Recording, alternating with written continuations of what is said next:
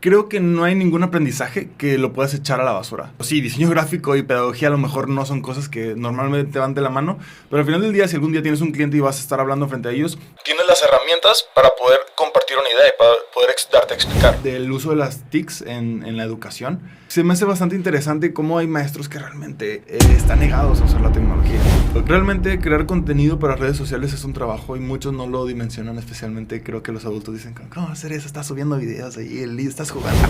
Luego te vas a Monterrey y trabajas con un youtuber. ¿Cómo que trabajas para un youtuber? ¿Y qué? ¿Y si te paga bien? Cosas así.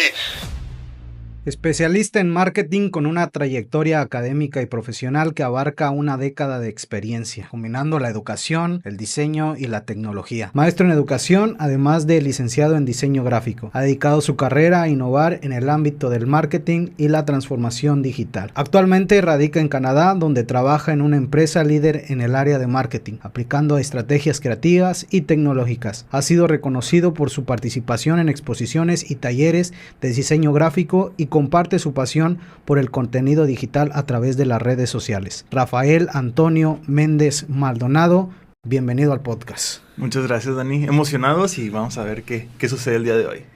Rafael, te conozco ya de hace varios tiempo. Es un gusto y es un placer informar a la comunidad. Fuiste mi primer alumno hace ya algunos años. Recuerdo que estabas en secundaria, pasaste a prepa, llegas a universidad, estudiaste una maestría, te fuiste a Canadá, has hecho muchas cosas. Teníamos rato de no vernos porque te encuentras en Canadá.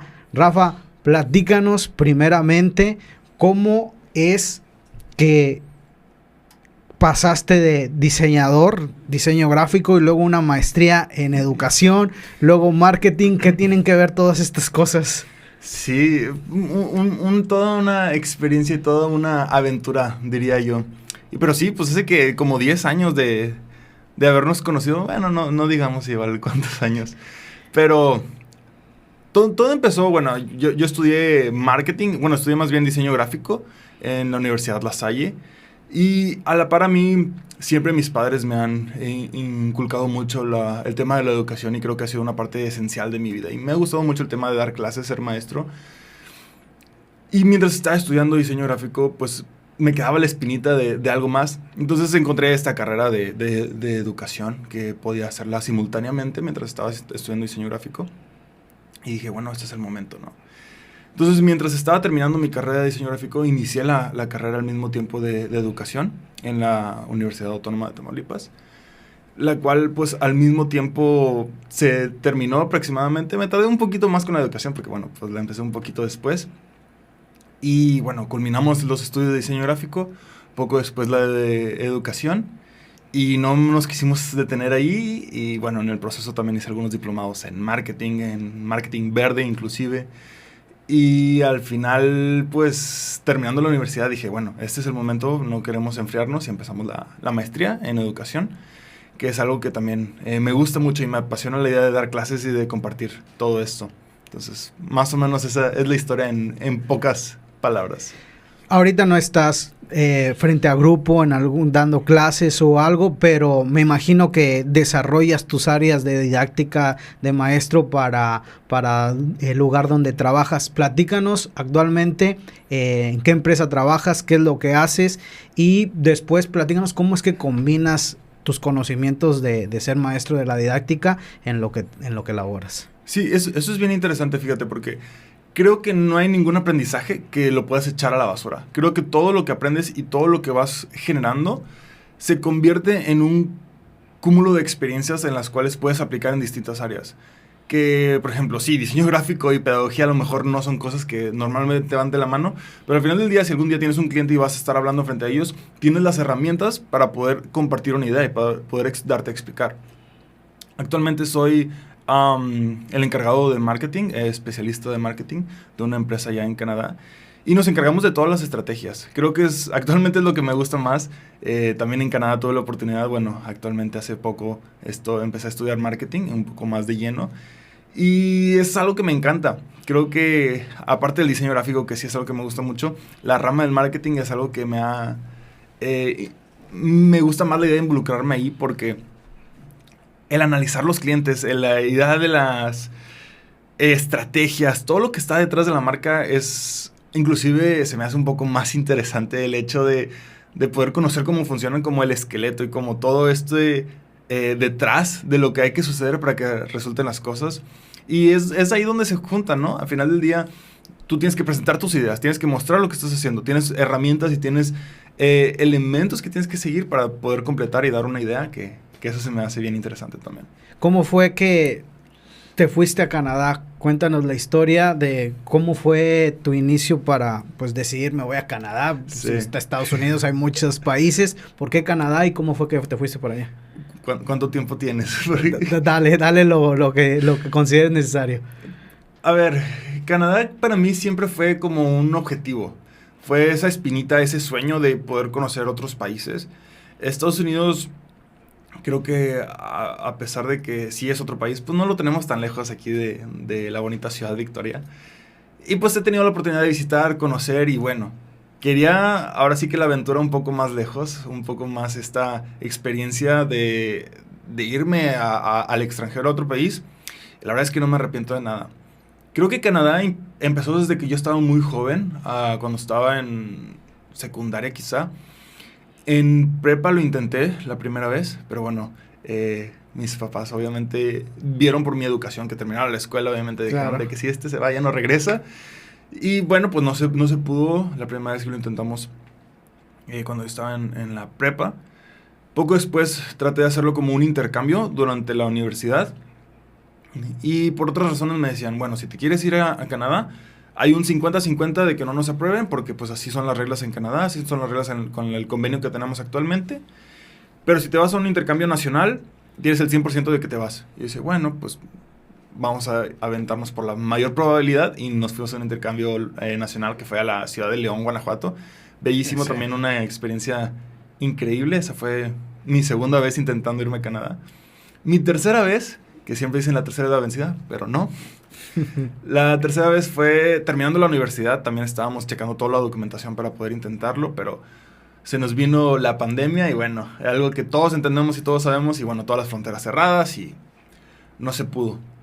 Fue cuando conocí a mi actual prometida, que bueno, estamos a unos días de casarnos, que curiosamente, la primerita vez que hablamos por teléfono, coincidimos los dos en que queríamos salir del país y queríamos ir a Canadá. Entonces fue como conectamos con eso y me di cuenta que si iba a haber algún momento, este era el momento.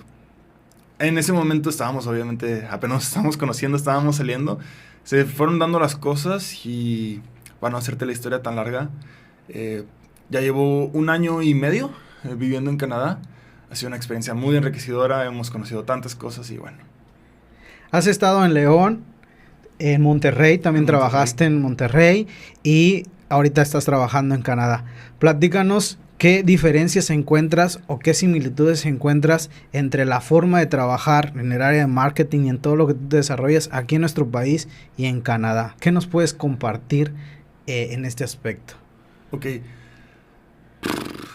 Para empezar, me gustaría comentarte que, para la audiencia que nos está viendo, si algún día tienen la oportunidad y se les presenta la oportunidad de salirse, no es necesariamente a otro país y no necesariamente tan lejos, pero salirse de su círculo, de su zona de confort, que la tomen.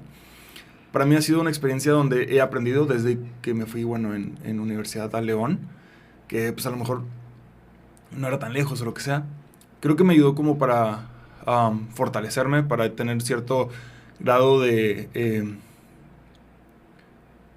pues ser más profesional por mi parte, pero también tener esta madurez personal, física, educativa, en donde pues tú ya empiezas a ver por ti mismo todo, ¿no? Que si tus gastos, que si tú, cómo vas para todos los lugares, cómo te mueves, que si todo te ayuda mucho.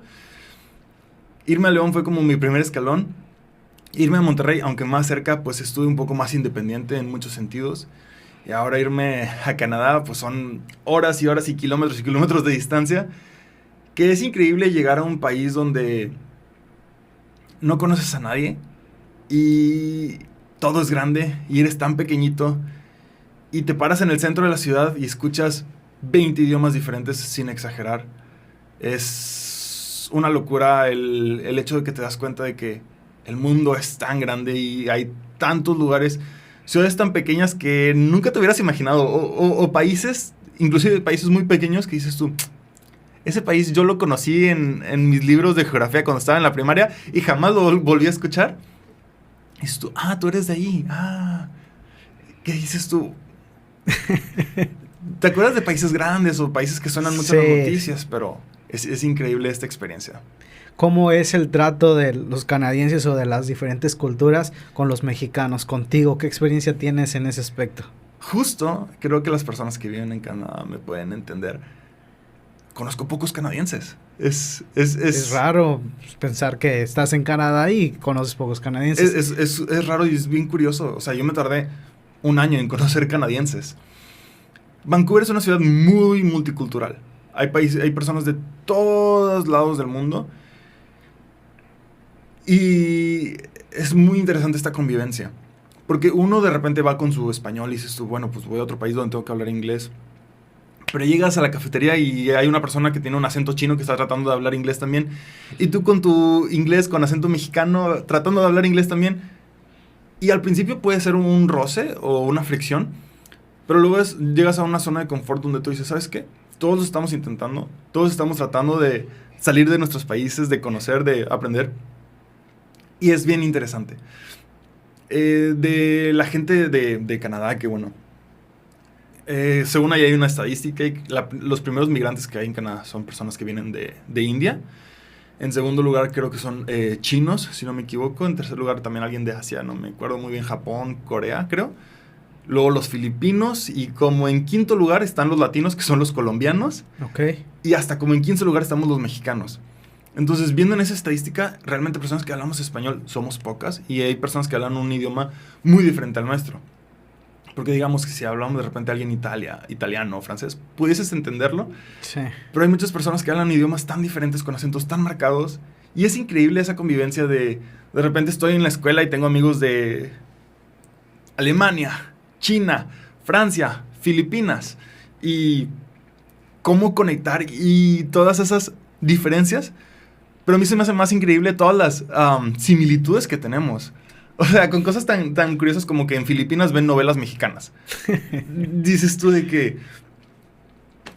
Te cuentas, estaba platicando con algún compañero que estábamos diciendo, no, sí, mi mamá ve novelas mexicanas. Ay, ¿qué novela? Sí, y dices tú, mi mamá también vio esa novela, okay, ¿no? Entonces, es increíble cómo hay tantas diferencias, pero tenemos también muchas similitudes a pesar de estar a miles y miles de kilómetros de distancia. Y creo que eso es lo padre y eso es lo bonito de una experiencia de una ciudad tan multicultural. Platiquemos de la escuela, específicamente me llama mucho la atención el que tenías varios compañeros de diferentes países que estaban estudiando con objetivos comunes o diferentes, pero ¿qué similitudes hay entre los estudiantes de otros países? También se quieren volar las clases, también quieren evadir las tareas. ¿Es igual en todas las sociedades o hay algunos países que como que son más responsables? ¿Qué encuentras de diferencias y de similitudes entre la manera de estudiar aquí en México, que estudiaste en León, estudiaste aquí en Ciudad Victoria, estás estudiando allá? ¿Qué encuentras de similitud y diferencias en este punto? Sí, muy interesante esa pregunta porque es cierto. Lo vemos mucho como en las noticias o en los medios que los asiáticos limpiando el partido, no sé, la basura después del partido de fútbol y muy organizados y es muy cierto. O sea, mis compañeros, no, digo asiáticos porque bueno, hay muchas personas de China, Japón y no quiero ofender diferentes culturas y tradiciones. Pero son personas que son muy serias y están sentados esperando que el profesor le pregunte las preguntas. Si el profesor hace una pregunta al aire, ellos no responden. Okay. Ellos están esperando a que le diga al profesor, tú habla. En cambio, nosotros como mexicanos, el profesor pregunta, ¿cuál es esta? Es esta, quién sabe qué. Sí. Interrumpes y quieres entrar en la conversación. Pero en comparación de ellos son muy... No, yo opino que lo considero, hablan muy formales, son muy serios, tienen una actitud muy ensimismada de ser serios, de ser profundos. Y no hablamos de inteligencia, luego la gente siempre compara, no, es que los chinos son muy inteligentes. Sino que su cultura es muy diferente. Es el hecho de, si a mí no me habla el profesor, ¿yo por qué tengo que interrumpirlo? Entonces, eso se me hizo muy interesante, por ejemplo, de los asiáticos. Luego de los europeos también suelen ser muy... Yo lo sé todo, sí, cualquier cosa. Que yo tengo muchos amigos, los quiero mucho y sin ofender a ninguno de mis amigos europeos. Pero son personas que al final también son muy cultas y suelen tener esta de... No, es esto porque yo quiero y se respetan los derechos porque así tienen que ser las cosas. Cuando se hablaba, por ejemplo, de equidad de género, decía, no, esto yo no lo veo bien y daban una postura donde a veces nosotros, como latinoamericanos o como mexicanos, nos quedamos callados de, no sé, no es mi tema, no me quiero meter porque no me quiero meter en una controversia. Ellos ponían un pie frente y, no, así no se hace y así no se debería de hacer porque esas son las reglas. Entonces también se me hace bastante interesante. Los maestros, ¿cómo son los maestros? Son canadienses, hay diferentes culturas, hay diferentes países. ¿Cómo es la organización ahí en la escuela donde te tocó estudiar? ¿Y cómo le hacen, cómo ves que ellos le hacen pues para tratar a tantas culturas? Sí, una de nuestras primeras clases, antes de tocar el tema de los maestros, una de nuestras primeras clases fue el encuentro con culturas. Y uno de los profesores nos explicaba los diferentes tipos de culturas, cómo tratar a nuestros compañeros. Porque, a ver, uno como latino, uno como mexicano es muy de abrazar o de saludo a las chicas, de entre chicas y chicas, que beso en el cachete, sí, o de mano. No. Aquí es de mano todos y de lejitos. Por ejemplo, los asiáticos no se tocan. O sea, ni siquiera así, ¿sabes? Es como que, hola, disculpa, buenas tardes. Entonces, en ese tema sí es un shock. De repente sí dices tú... Y regreso aquí, hace poco que regresé. Y mis amigos, ay, hola, ¿cómo estás? Y yo, ¿te acostumbraste? Pues es que es raro. 1 año y medio después de... Sí. Saludos a tus amigos y, hey, ¿qué onda? ¿Cómo estás? Pásale, vente. O inclusive de mano, pero manos hasta es poco. Yo creo que a raíz de la pandemia también. Sí, claro. Se quitó esa costumbre. Y llegas aquí y todos characheros, hey, ¿qué onda? Abrazo. Y así es como que... También al principio como que, ay... Sí, te desacostumbras totalmente. Te desacostumbras un poco. El tema de los maestros, la mayoría suelen ser personas de otras culturas también. Entonces, por ejemplo, hablando de países chiquitos que uno no ubica, tenía una maestra de Sri Lanka. Y dices tú, a lo mejor los que saben dónde está. Sí. Pero a mí me dijeron ese país y yo, ok, ¿dónde está? Y ahora ya sé que es un país que está al sur de India, que es un país chiquito, que tiene esa cultura. Ves fotos en internet y dices tú, qué bonito, quiero visitar. Ahora quiero ir a visitar todos los países de mis amigos que me dicen que Filipinas, que si Francia, que si Polonia. Países que dices tú, inclusive, es otro tema más largo, pero...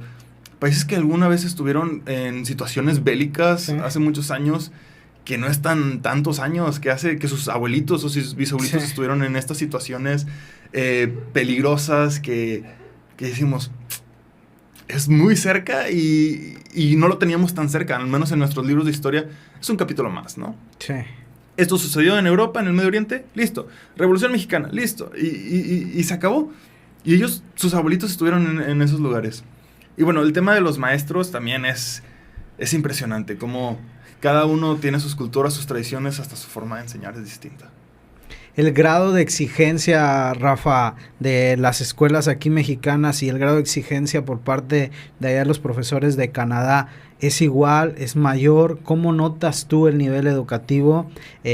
Hablando, decías hace rato, la inteligencia, todos poseen la misma inteligencia, pero el grado de exigencia, de responsabilidad que le tienen a las diferentes culturas, ¿cómo la mides con respecto a aquí a la escuela mexicana?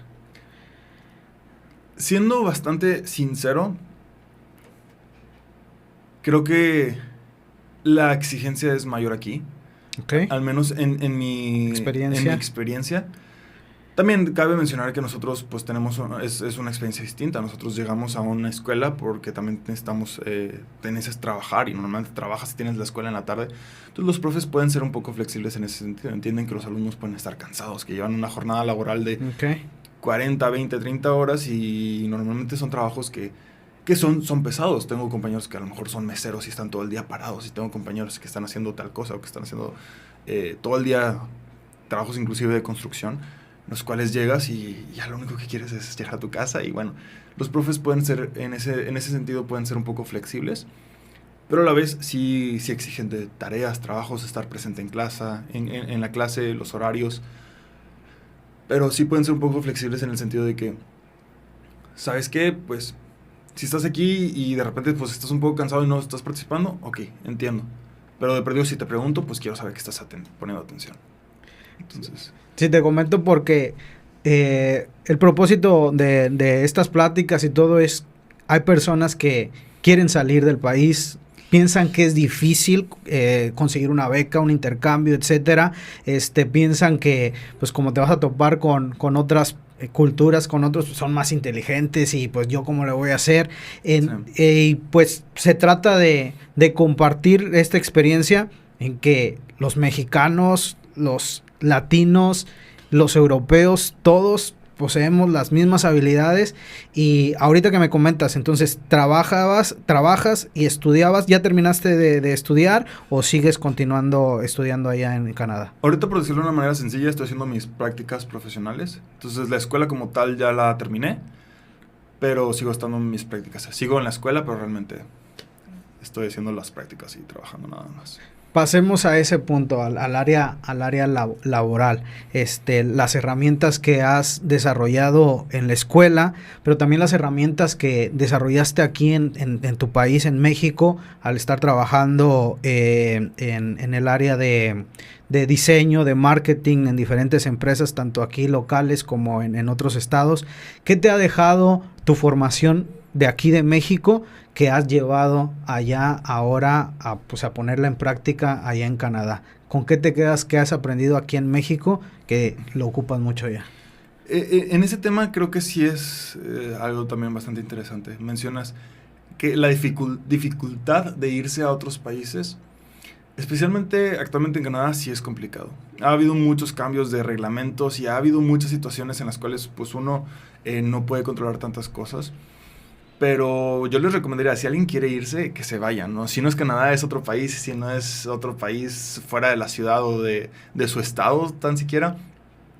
Pero sí, que tomen esa oportunidad porque conoces y abres tu panorama de una manera increíble. Y es verdad, no te detengas porque, es que, no sé, hay muchas personas de otros países y no les voy a entender. No, a ver, si tienes la oportunidad, aprovéchala. Y como te decía al principio, yo creo que no hay ningún aprendizaje que lo eches en saco roto. Todos te ayudan para crecer y para formarte. Actualmente yo estoy enfocándome más del lado del marketing, de todo lo que tiene que ver con estrategias. Y es algo que yo aprendí aquí, que se enseña aquí y se aplica en todas las partes del mundo, que son reglamentos básicos o lineamientos básicos. Y algo que es un shock para mí, por ejemplo, de las culturas, es que uno como mexicano a lo mejor se tiene que esforzar 5 veces más a comparación de un canadiense. ¿Por qué? Pues tan sencillo como hay cosas que la gente para los canadienses lo dan por hecho, pero uno tiene que demostrar de lo que es capaz. Ok. Entonces, y lo pongo como un ejemplo, no solo de los mexicanos, sino de los extranjeros en general. Todos los que vamos ahí, tienes que mostrar de lo que eres capaz, porque a veces, seamos sinceros, y ven a México para abajo. Y dicen, es de México. Ay, pobrecito, andan en burro. Ajá. Pero a veces no conocen cómo es el país y cómo las cosas se tienen que hacer acá.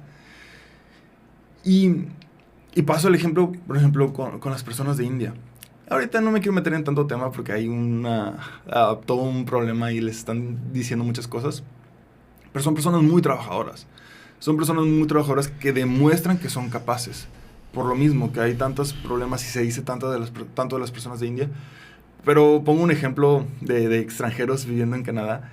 Y es, aquí si tú vas a una tienda, a un Oxxo, no sé, ¿cuántos trabajadores ves en la tienda? Unos 3, 4 trabajadores, ajá. 2 en la caja, otro acomodando y otro a lo mejor allá atrás en las hieleras.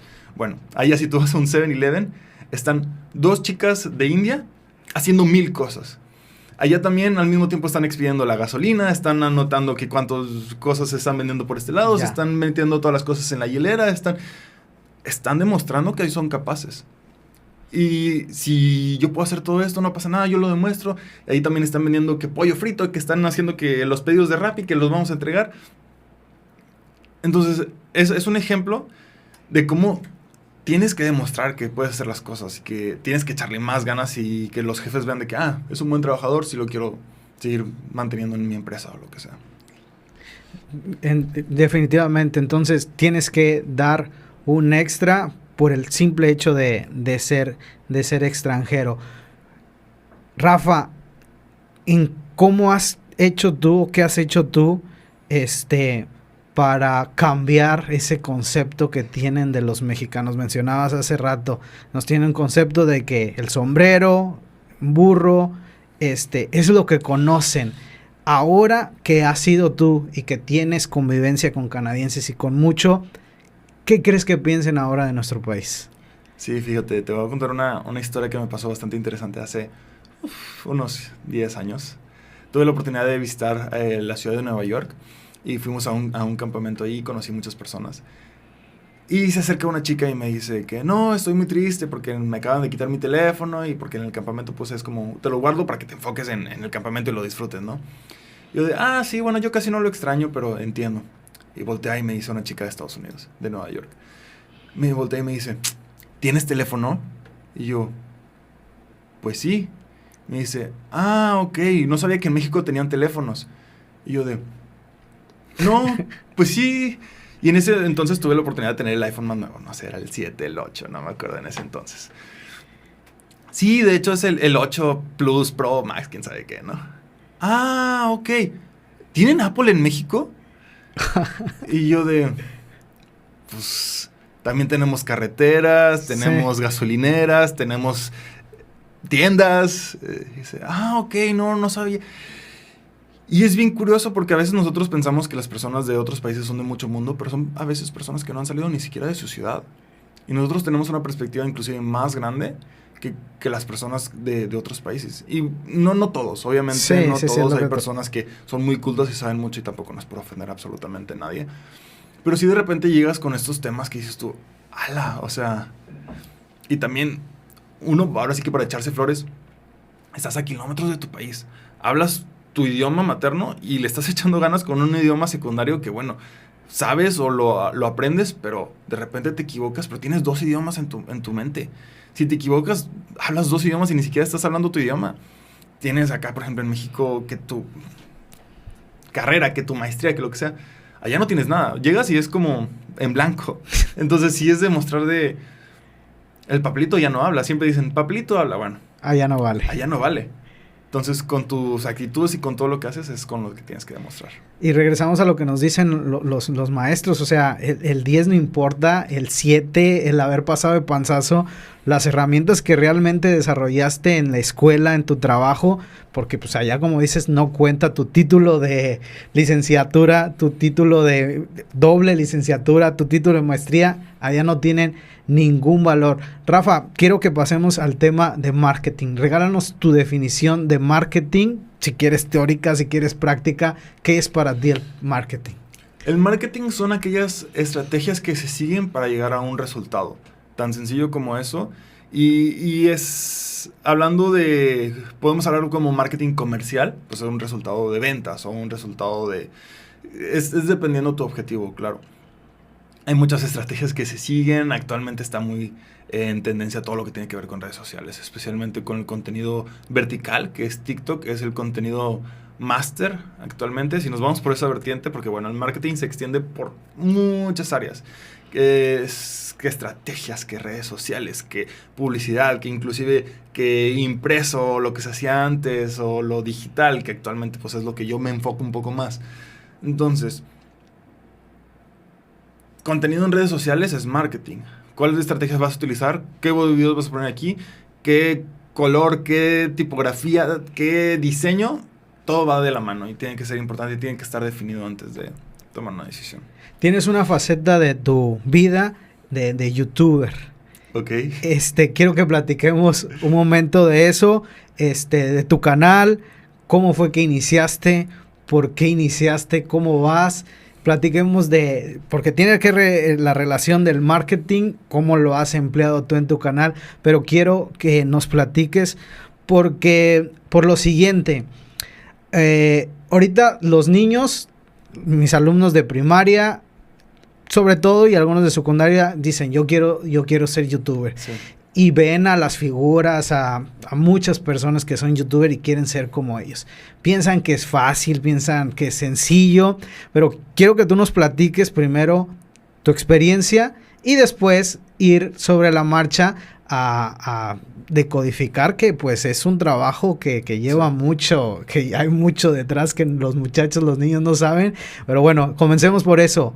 Ram, así se llama tu canal. Sí. ¿Cómo empezó? ¿Qué onda con eso?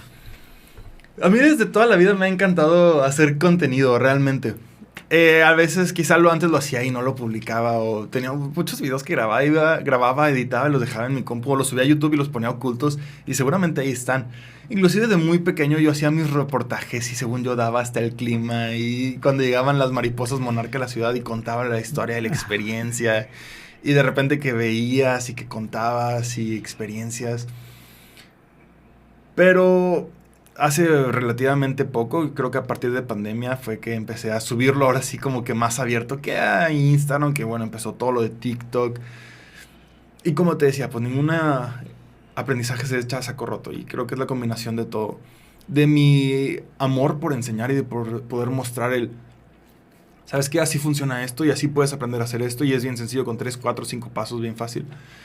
Y también el tema de la tecnología es algo que me ha gustado mucho, mucho de chiquito. Retomamos el tema del escenario en las escuelas.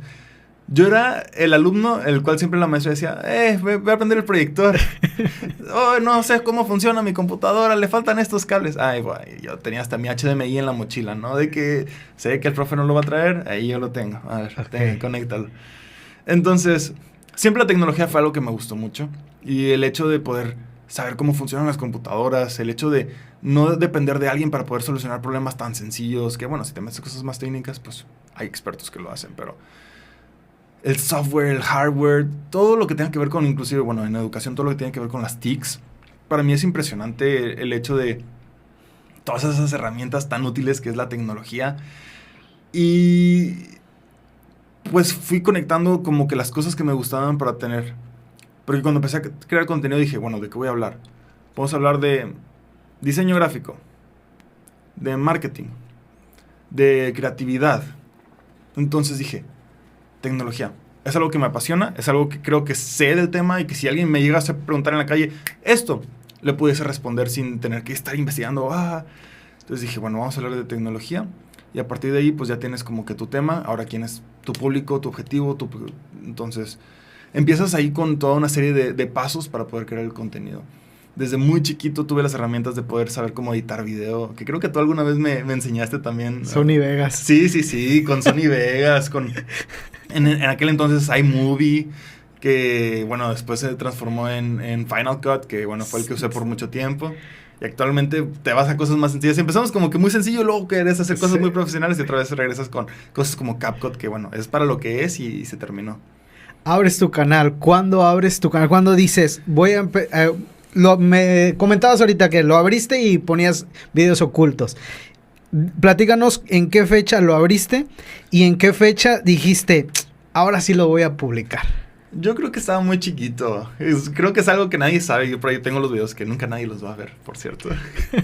Pero yo creo que en secundaria, en prepa, tenía ahí mis videos y los subía ahí nomás por tenerlos y por... Me apasiona, me gusta mucho el hecho de estar editando y ver el resultado final cuando tienes el video y dices tú, ay, qué padre, me gustó, y lo publicas y lo guardas, ¿no? Para tenerlo en algún lado, lo respaldas y listo.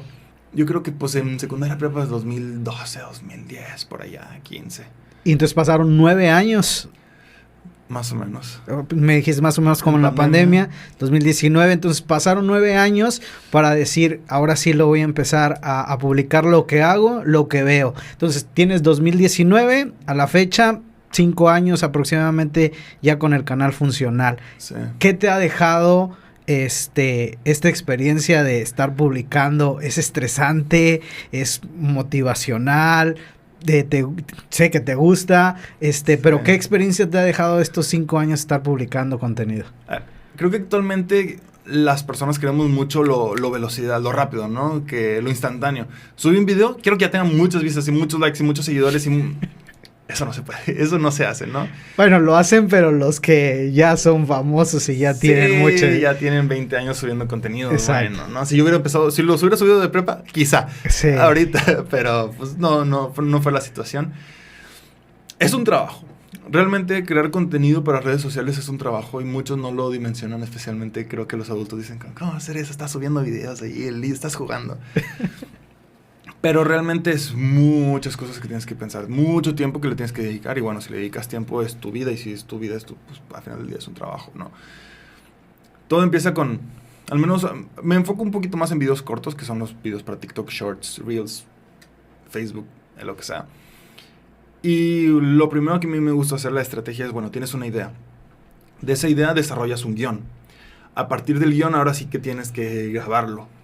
Si a mí me gusta tener de perdido mis bullet points, mis puntos para llegar al video, o un guión como tal, que lo puedes poner en un teleprompter o algo así. Y ese video, pues así lo grabas y ese video lo editas. Una vez que lo tienes editado, le pones todo lo que quieras ponerle, cortes, efectos, transiciones, tipografías, subtítulos, imágenes. ¿Cuánto tiempo llevas allí? O sea, ponle que de la idea de escribir el guión me tardé 1 hora. Que puede ser a veces más, a veces menos. Luego de editarlo, ahí tienes otra hora. Luego le pones todos los efectos, le pones ahí otras 2 horas. ¿Cuántas horas van? 6 horas. 4 o 5 horas. Es una jornada al final del día. Exactamente. Rafa, mencionabas hace rato tus papás, y quiero entrar en ese tema.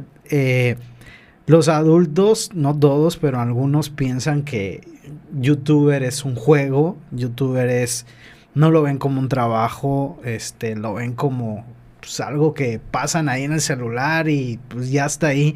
¿Cómo fue ese diálogo con tus papás de entrar a trabajar en este medio? Bueno, sí. Primero de crear contenido. Y a lo mejor el papá dice, bueno, pues se está divirtiendo y ya. Luego te vas a Monterrey y trabajas con un youtuber. Sí. Muy buen youtuber, al cual pues, le mando un saludo a Tex Santos. Sí, trabajas ahí con él. Y muchos no, pues al menos aquí en nuestra ciudad y en ciudades pequeñas, dices, ¿con quién trabajas? Con un youtuber. Como que no es algo muy común. A lo mejor en una ciudad metropolitana como las ciudades, las capitales de los países, pues a lo mejor puede ser muy, muy común. Pero ¿cómo le hiciste tú para llegar a convencer a tus papás de que pues esto es un nicho que también pues es un trabajo? Sí, la verdad es que sí fue un tema como que hablar de eso, porque creo que es difícil explicarle ese tema, ¿no? No necesariamente como que a mis papás, pero en general, ¿cómo que trabajas para un youtuber? De que, ¿y si te paga bien? Cosas así. Son como que las 3 preguntas más comunes, como que, ¿qué onda con eso, no? Ajá. Y a ver, cuando llevas cierto tiempo en YouTube, yo creo que sí te deja para bien, ¿no? Y si quieres seguir creciendo, creo que es lo más sano es tener un equipo. Porque si tú lo quieres hacer todo tú mismo, no te va a dar el tiempo, ¿no? Creo que todos empiezan de esa manera, todos empiezan de que tú solo, empiezas a generar y bueno, creo que es tiempo de crear un equipo e ir creciendo. Yo para Tex Santos llegué como el 3er miembro de su equipo. En ese entonces ya estaba un editor de video, un editor de thumbnails, que también les mando ahí un saludo a todo el equipo, que ahorita ya son como 5 o 6, sí. Incluso ya creció más el equipo. Yo empecé como editor de shorts o de TikToks, de Reels, ¿no? Del video grande íbamos a sacar como clips y los compartíamos. Pero bueno, en ese momento Adrián vio que yo podía hacer más cosas y terminé siendo que, pues, su mano derecha, asistente, lo que quieras poner. Hasta manejar el Tesla. Hasta manejar, sí, la verdad es que es bien entretenido y es bien padre. Sí me gusta mucho la tecnología, tener ahí juguetes nuevos todos los días, estar jugando y ver todo, es bien divertido, bien padre. Para mis papás entendieron que, bueno, pues estaba aprendiendo, estaba creciendo y que me gustaba el trabajo, ¿no? Que también es algo importante, que no muchos tienen ese privilegio de que les guste donde trabajan. Y la verdad es que me la pasé muy bien. Yo dejé de trabajar con él porque, bueno, tenía este proyecto de Canadá que, pues te digo, era un sueño desde muy pequeño, sí. Desde muy joven. Y pues era una oportunidad que no quería dejar pasar. Pero todavía muy bien ahí con todos los chavos del THSQ. Pero sí. Todo un reto, no solamente con tus papás, con la comunidad, de saber qué es lo que hacen detrás de cámaras, sí. Un youtuber. Quiero que traslademos este punto al área, magisterial. Los maestros tampoco no miran, no sé si lo miren bien o lo miren mal, pero no promocionan mucho lo más cercano a un youtuber, un maestro, es pues encargarte que hagas una videoclase, que hagas un video, etcétera. ¿Cuáles fueron el maestro más tecnológico que tú recuerdes en tu universidad o en la prepa? ¿Cómo ves ese tema del uso de las tecnologías, de las redes sociales en la escuela? ¿Se utilizan, Rafa? ¿Cuál ha sido tu experiencia en ese punto con maestros? Bastante interesante ese punto porque justo es el tema de mi maestría, de la tesis. Ajá. Del uso de las TICs en la educación. Y se me hace bastante interesante cómo hay maestros que realmente están negados a usar la tecnología y prefieren no. Y de las pocas cosas buenas que trajo la pandemia fue eso. No les quedó de otra más que usar tecnología. Y fue bastante interesante cómo fue un cambio que no les quedó de otra vez. ¿Usas la tecnología o no das clases? Sí, no había de otra. No hay de otra. Entonces, abrió muchas las puertas para las personas poder entrar a usar una computadora, que gente ni siquiera usaba computadoras. Y ahora sí, comparándolo con Canadá, todas mis clases allá eran digitales, tenían sus presentaciones increíbles, tenían muchas herramientas tecnológicas para hacer las clases más didácticas, más digeribles, entretenidas inclusive, porque uno viene cansado a veces del trabajo y dices tú, ya lo que quiero es llegar a mi casa. Los maestros hacían clases interesantes con la ayuda de la tecnología. Y yo creo que ahorita quieres llegar también al punto de la inteligencia artificial, que bueno, vamos ahorita más adelante porque ese es otro tema completo. Pero sí, maestros tecnológicos, en su punto sí tuve varios. Creo que el hecho también de en la universidad estudiar diseño gráfico, bueno, pues tenías que usar la tecnología. Sí. Y también en la universidad tuve muchos maestros jóvenes que eso también tienen la apertura de poder usar estas herramientas. Y es muy interesante y creo que es muy eficiente poder utilizar la tecnología para todo esto. Platícame de tu tesis. ¿De qué se trata? ¿Qué habla? ¿Qué has encontrado en estas investigaciones que hiciste? Justo es este tema. Esta investigación la empecé a hacer a partir de pandemia y el uso de las tecnologías en el grado de secundaria. De cómo había maestros y hay docentes que realmente estaban negados a no querer utilizarla y a partir de la pandemia fue este cambio de mentalidad de ok, tenemos que utilizar esto, porque si no lo utilizamos nos quedamos atrás y si no nos quedamos atrás pues no vamos a poder dar clase, tan sencillo como eso. Pero sí. Muy bien, vamos ahora sí al tema de la inteligencia artificial. Está dentro, no sé si de las escuelas, porque no puedo asegurarlo, pero sí está dentro de nuestra generación, de la generación de niños, niñas, adolescentes y jóvenes que se encuentran estudiando. Me atrevo a decirlo porque tengo alumnos de cuarto de primaria que son unos cracks para el ChatGPT, le saben preguntar muy bien y hasta alumnos de universidad que programan con Python y hacen muchísimas cosas utilizando la inteligencia artificial. ¿Cómo está este punto allá en Canadá? ¿Están abiertos? ¿Están cerrados? ¿La usan? ¿No la usan?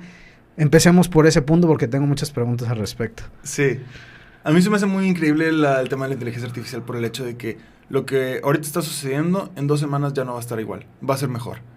Y eso es lo que da miedo. Que va tan rápido que estamos hablando de cuestión de semanas, de meses. Cosas que la inteligencia artificial no podía hacer el año pasado, ahorita lo puede hacer con la perfección. Sí. Hablamos de generación de imágenes, generación de textos, y ChatGPT creo que es lo más básico en este momento. Sí. El generar texto y generar información. Ya da risa, a los muchachos ya no les impresiona. Ya no impresiona, exacto. Al principio era algo que te hacía explotar la cabeza. Sí. En cuestión de Canadá, los maestros son abiertos a que uses inteligencia artificial. Inclusive yo tuve una maestra que la aprecio mucho. De hecho, era mexicana, una maestra que nos daba clases. Nos dio varios tips de cómo utilizar ChatGPT. Nos dio varias herramientas que si las juntas con ChatGPT te dan mejores resultados. Que son cosas que sigo utilizando de repente. Que te los puedo pasar. Inclusive te ayuda para hacer un calendario de contenido. O inclusive te ayuda a calendarizar clases. Y te da ideas de temas que puedes dar en diferentes clases para dar clases, pues. ¿Qué otras, qué actividades, quiero que sean muy, por ejemplo, esta maestra, ¿qué les decía? Yo he visto ejemplos que más o menos así, que le dicen, quiero que hagas un ensayo, quiero que analices el ensayo que te da ChatGPT y luego quiero que ese ensayo lo traspases a imagen, que me hagas con otra inteligencia artificial un mapa conceptual, después quiero que eso lo hagas en un video y que le metas tu voz, que lo proyectes, me lo vas a presentar aquí y luego vas a ir al campo y tú con todo eso que hiciste lo vas a exponer. Vas a exponer todo el proceso y tú lo vas a tener que exponer en una feria, etcétera, etcétera. Esto es por darte un ejemplo. Danos un ejemplo, por favor, de algo de esta maestra o de cualquier otra que digan, hizo este proceso en el cual teníamos que utilizar diferentes aplicaciones de inteligencia artificial. Justo en ese proyecto en el que estábamos realizando, que ahorita es el que tengo más fresco, el objetivo es una clase de mercadotecnia, estábamos creando contenido para una marca tal, ¿no? Y para crear contenido para una marca tal, pues no es tan sencillo como que, genera contenido para esta marca. Sí. Es como la forma fácil de usar ChatGPT y pues sí te va a dar contenido, pero te lo va a dar bastante genérico. Sí. Entre tú más información le brindes a ChatGPT, en este caso que estamos hablando de esta inteligencia artificial, mejores van a ser los resultados. Entonces, ¿qué necesitamos primero? Vamos a crear un contenido para, digamos, una cafetería. La cafetería va a ser para personas entre 18 a 25 años, que tienen un estatus socioeconómico medio, alto, que son estudiantes, que tal. Entonces, todas estas herramientas tú le dices a ChatGPT, inclusive puedes hacer que te haga preguntas. Tengo este proyecto y quiero que me hagas las preguntas necesarias para completar esta tarea, ¿no? Entonces, por ejemplo, pongámosle palabras. Estoy desarrollando una estrategia de marketing para esta empresa, la cual quiere tal objetivo, ¿no? Vender más productos en el centro de Vancouver, que está localizada en tal dirección. Hazme las preguntas necesarias para poder llegar a este objetivo. Y ya te hace una serie de preguntas. Esas son las preguntas que con el conocimiento del cliente ficticio puedes llenar, ¿no? Es una cafetería que lleva 10 años en el mercado, la cual se especializa en el café, estoy pensando en inglés, pero rostizado, no sé si esa es una palabra, pero el café, pues tostado se dice. Y pues tal cosa, ¿no? Y entre más información tú le brindes, mejores van a ser los resultados. Con base a eso ya tienes una estrategia y un plan de contenido para poder llegar a este objetivo, que es vender más en el centro, porque está compitiendo con Tim Hortons o con Starbucks o lo que sea, ¿no? Y es eso. Creo que estas herramientas de inteligencia artificial son eso, herramientas. Hay muchos alumnos que hazme mi ensayo sobre la inteligencia artificial. Y dicen los alumnos, sí, no, pero lo hace diferente. Si él hace la misma pregunta, a mí me va a salir algo diferente. No es cierto. Te cambia 2 o 3 palabras, pero dice tiene la misma idea. Tiene la misma esencia. Exacto. Entonces, ¿cómo utilizarla entonces correctamente? Yo la veo así. La inteligencia artificial es lo que para nosotros es todo esto a lo que nuestros padres fue la calculadora. Cuando inició la calculadora, algunos maestros la prohibían, algunos sí estaban de acuerdo, etcétera. Pero, por ejemplo, si yo como maestro le encargo sumas y restas a un alumno de primer grado de primaria y las dejo que lo haga con calculadora, pues no se cumple el objetivo. Claro. Porque pues, el objetivo es el cálculo mental y que él sepa hacer el proceso del algoritmo de la suma.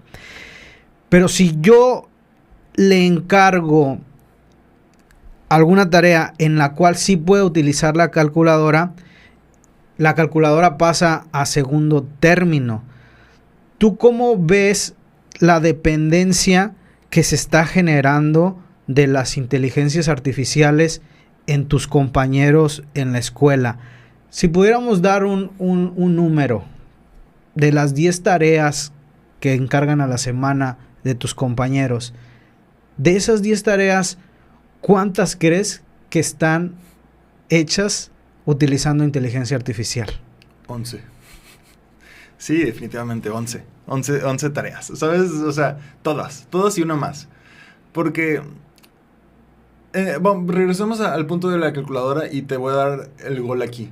Es cierto, el objetivo de tú como docente y tú como alumno es que le brindes a las herramientas, que el docente le brinde las herramientas para que te genere este aprendizaje y pueda desarrollarlo en su vida cotidiana. Y el alumno, pues, es poder tener estos aprendizajes para usarlos en un futuro, en un trabajo, en la vida normal, ¿no? Y ahora déjame darte a mí el gol, déjame meterme un autogol. Hace 20 años decía, no puedes usar calculadora porque jamás vas a tener una calculadora en tu bolsa. A ver, si estás ahí en la calle, sí. A ver, saca la calculadora. Sí, ahorita la tenemos. Tenemos un celular y tenemos todas esas herramientas. Y es completamente cierto. Rafa, pero quiero preguntarte algo. Tú vienes de un tránsito de no inteligencia artificial, experimentaste tu canal de contenido, ahorita ya estás en otro proceso donde ya utilizas la inteligencia artificial. ¿Tú crees que el uso excesivo de la inteligencia artificial a ti, en lo personal, ha reducido tu nivel de creatividad? En lo absoluto sí, claro. Digo, en lo absoluto no. Sí, definitivamente sí. Sí, claro. Llegas a una zona de confort y afecta en muchos sentidos. Sí, claro. Bueno, y entonces, ¿cómo mantienes un equilibrio para decir, un ejemplo? Pues tengo, porque ya no es tarea, Rafa, ya es trabajo. Claro. O sea, te están contratando en una empresa, quieren ideas, quieren esto, lo otro, busco inteligencia artificial, busco esto, lo otro, y ya, tus niveles de creatividad están reduciendo. ¿No has pensado en que en un futuro, pues, tienes... Al final, el marketing es creatividad y tú lo tienes que desarrollar. ¿No te da miedo un poco el decir, mis niveles de creatividad pues se están reduciendo? ¿Cómo le haces para mantener un equilibrio y que no te gane la dependencia? Claro, yo creo que para empezar es bueno y es importante conocer las herramientas de inteligencia artificial, porque si no te comen la competencia. O sea, si todo el mundo está haciendo inteligencia artificial, la velocidad en la que crean contenido es 80 veces más rápida, 100 veces, 1000 veces más rápida. En ese sentido es importante que tú entiendas y que conozcas todas estas herramientas. Pero a la vez no es bueno depender de todo esto. Es el mismo ejemplo con los estudiantes. ¿Qué pasa si te quedas sin internet? ¿Cómo le haces? ¿Qué pasa si te quedas sin pila? ¿Cómo le haces? ¿Te vas a quedar así ya sin hacer nada? Es eso, es poder entender cómo funcionan y qué cambios puedes utilizar. En cuestión de creatividad, a mí me gusta definirla, el tema de creatividad. O más bien, la creatividad nace en la ausencia de cierta cosa. Las mejores ideas del mundo han salido porque una persona se dio cuenta de que tenemos esta problemática. Y justo es eso. La inteligencia artificial existe con toda la información que ya existe. Válgame la redundancia. Sí. La inteligencia artificial está... O el contenido que obtiene la inteligencia artificial es el contenido que ya existe en internet o en libros o en lo que sea, que es todo el conocimiento del mundo, pero no es conocimiento nuevo. Y es ahí en donde surgen las nuevas ideas. ¿Sabes? Cosas tan burdas como... Alguien se dio cuenta que cuando se hacía para atrás en la silla, raspaba el piso. Sí, y entonces dijo, llantitas. ¿sabes qué? Vamos a ponerle llantitas. ¿Sabes qué? Vamos a poner unos plastiquitos abajo, le haces para atrás y ya no lo raya. Eso es lo que yo creo que la inteligencia artificial nunca va a poder lograr. Porque no puedes, no puede. Sí, a lo mejor alguien me va a decir, sí, un robot va y sale al campo.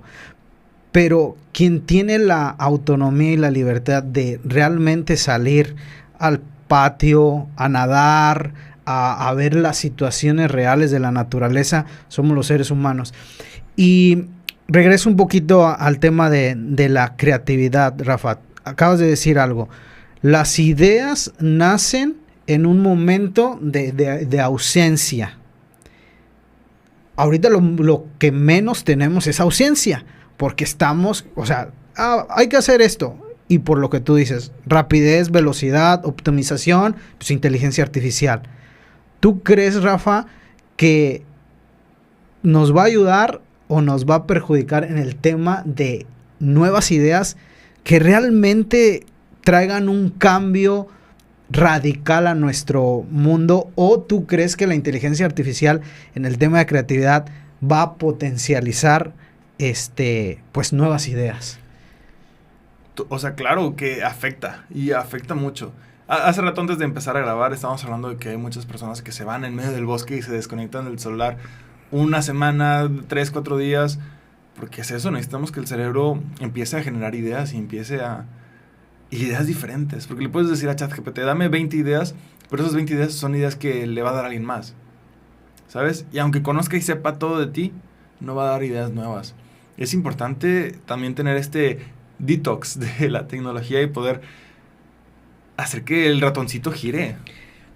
Platicamos de eso hace rato, antes de saber que ibas a venir acá a Canadá, de Canadá a México. Estaba mensajando contigo y tú me dijiste, dejé el celular X tiempo, Sí. Me desconecté. ¿Por qué lo hiciste? ¿Qué fue lo que te llevó a decir, voy a dejar el celular? Cuéntanos qué técnicas utilizas o por qué hiciste esto. Sinceramente, empezó a fallar mi celular.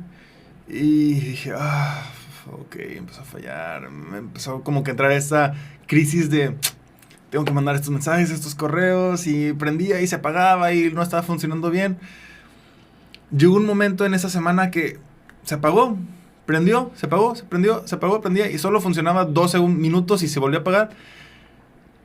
Y sí me sentí, supongo, no sé, no me acuerdo exactamente de la palabra. Ya me acordé de esta... No me acuerdo. Así como cuando las personas dejan de fumar. ¿Cómo se dice eso?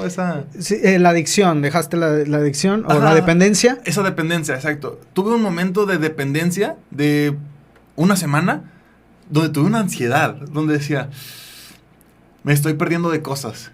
Estoy perdiéndome de... Están subiendo cosas mis amigos en sus historias y solo duran 24 horas y si no las veo ahorita no las voy a poder ver. Y sentía esa ansiedad de... Pero cuando pasas eso, hay una paz. Realmente suena de película. Y que no me desconecté por completo, pero sí el celular como no funcionaba, entonces en los transportes o en las idas o venidas o en el trabajo no lo usaba. A lo mejor en la casa llegaba y pues no usaba el iPad y pues ahí te dabas cuenta de cosas. O que te ponías a ver un video, un podcast y es más tranquilo. En cambio, al principio yo buscaba formas para poder descargar contenido en el iPad, para poder ver TikToks, porque sentía que tenía la necesidad de verlos. Pero el hecho de que se haya descompuesto el celular también me hizo sentirme más tranquilo y me sentía más en paz. Al principio sí era complicado, te digo. O sea, yo llegaba y quería ver todo lo que no había visto y apresurarme y verlo todo. Pero luego llegaba un momento donde no pasa nada. Y dejaba el iPad allá afuera y ya llegaba. Y me ponía a ver una película que siento que a lo mejor al menos te deja un poco más. Me ponía a escuchar un podcast. Y me sirvió. Lo que empezó como una problemática terminó como algo que me ayudó mucho. Y con celular otra vez tengo una semana, bueno, lo que va de esta semana. Pero el simple hecho de que, bueno, ya en unos días es la boda y un chorro de amigos se están preguntando y va a haber muchas cosas que van a estar ahí al pendiente. Pero realmente creo que sí fue un detox bastante necesario que me ayudó y me gustó mucho. También por eso fue que detuve un poco de dejar de hacer contenido. Porque duré más de un mes, 2, 3 meses sin el celular. Donde como 4 meses casi, ahorita que lo estoy pensando, estoy haciendo cálculos. Donde sí, no dejé de hacer contenido y ese estrés de el algoritmo, las estrategias, los números, los seguidores, cuántos alcance tiene este video, que este video le fue mal, que este video le fue bien.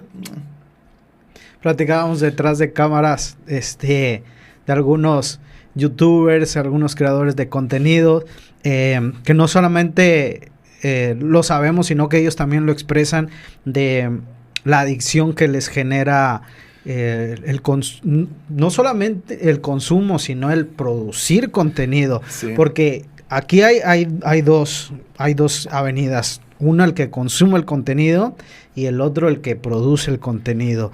Sí. ¿Cómo manejas tú, Rafa, ese equilibrio para decir, hoy ando muy cansado, hoy no voy a publicar nada, hoy no voy a hacer video, y luego manejar pero el número de likes, el que mi canal esté activo? ¿Te preocupas? Platícanos cómo manejas esta parte. Es muy cierto eso. Hay dos tipos de vertientes. Las redes sociales tienen dos tipos de clientes, digamos así. Los que consumen contenido y los que nos hacen contenido. Porque si no existen los que hacen, Sí. no va a haber contenido para que los que vean. Y los que ven hacen publicidad y esa publicidad es su modelo de negocio, ¿no? Entonces, a los que creamos contenido también nos dan todo en bandeja de plata. TikTok por eso explotó, porque haz contenido. Mira, si haces contenido, inclusive te pagamos. Y si haces contenido, tienes estos beneficios. Y te vamos a dar CapCut, porque CapCut es de TikTok. Sí. CapCut es bien fácil, nada más 3 botones y ya está hecho tu contenido. Sí. Haznos contenido. Y aparte, mira, aquí están todas las estadísticas, bien fácil para que las entiendas. Si tienes estos números, vas bien. Si tienes estos números, hay que mejorar en esto. Si tienes estos números, pues ahí más o menos hay que cambiar. Toda esta herramienta donde puedes ver ideas de todo el contenido que puedes hacer. Y si no te acabas de ideas, aquí te dan más y más ideas. Y si te gusta un tema, haz de este tema. Este tema está en tendencia. Esta música está en tendencia. Haz todo. 1000 cosas. 1000 cosas que sí es agobiante. En cierto punto dices tú... En mi momento donde hacía más contenido, yo subía a veces hasta 2 videos diarios. Y yo lo que hacía era, un sábado, desde la mañana empezaba, me cambiaba de playeras y grababa 10, 15, 20 videos. Esos videos los iba editando con el transcurso del tiempo, a lo mejor 1 o 2 al día, y los iba publicando. Los terminaba de editar, se publicaba. Un fin de semana trataba de, bueno, al menos en domingo o en viernes trataba de no trabajar en eso, entonces tenía ya mis videos como que listos, trataba de editarlos. Había videos un poco más cortos, videos más largos, que bueno, trataba de hacerlos todo lo más antes posible, tener el contenido ya programado y se va publicando solo. Pero sí es ese estrés de analizar. Esta tipografía tiene que estar aquí justo porque si está más arriba ya no tiene esa retención y no va a poder ver el video. Y obviamente las plataformas te recompensan con esto, ni siquiera te pagan, ¿no? Pero te recompensan con el hecho de, este video tiene 1 millón de vistas, si haces otro video así le va a ir bien. ¿Qué hace este tema? ¿Sabes? Y a veces dices, le está yendo bien a mi contenido. Y luego por el otro lado se empiezan a llegar que colaboraciones, que marcas que te empiezan a mandar cosas o que te empiezan a pagar con tus videos. Y dices tú, pues voy por buen camino, hay que hacer esto, más videos por acá y bueno. Para la audiencia que nos está viendo y escuchando, válgame la redundancia, creemos que ser youtuber es sencillo, que crear contenido es...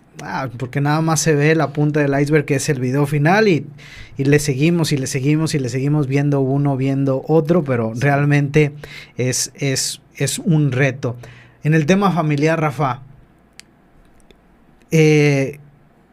tienes que darte un tiempo para tu futura esposa. A la fecha de hoy que va a estar publicándose, ya será tu esposa, sí. Si Dios lo permite. Viene otra etapa de tu vida. La familia es muy importante, la relación, el llevar un equilibrio entre ser youtuber, seguir estudiando, trabajar, tu familia, tus padres, las distancias. ¿En qué te despejas para encontrar un equilibrio en todas estas cosas que haces? Sí, la verdad es que, ¿qué te puedo decir? Mi prometida es parte increíble de mi vida y la verdad es que